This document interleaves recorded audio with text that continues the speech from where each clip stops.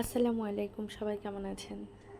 চিংড়ি মাছ পছন্দ করে না এরকম মানুষ খুঁজে পাওয়া দেয়, আর যদি হয় গলদা চিংড়ি তাহলে তো কথাই নেই।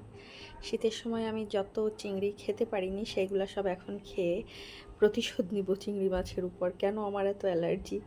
যাই হোক, আজকে চিংড়ি মাছ ভুনা করছি আর হাঁসের ডিম রান্না করেছি, সব অ্যালার্জি জাতীয় খাবার, এবং ঢ্যাঁড়স ভাজি সেটাও অ্যালার্জি।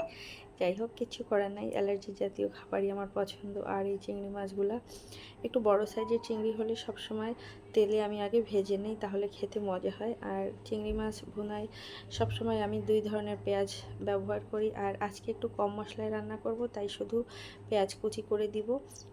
ইদানিং আমার খুব গ্যাস হচ্ছে, এই জন্য ভাবলাম যে একটু কম মশলায় রান্না করি, তারপরও অনেক মশলা দেওয়া হয়েছে।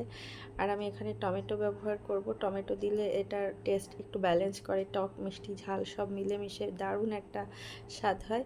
আর যে মাছগুলো আমি ভেজে রেখেছিলাম সেগুলো এখন এই যে মশলা কষিয়ে দিয়ে দিয়েছি। আর চিংড়ি মাছে কম পানি ব্যবহার করাই ভালো, বেশি পানি দিলে এটা আসলে একটা রাবার রাবার টাইপের হয়ে যায়, খেতে তেমন মজা লাগে না। আর এই যে আমার মাছ রান্না শেষ, এখন তুলে রাখবো। আল্লাহ হাফেজ।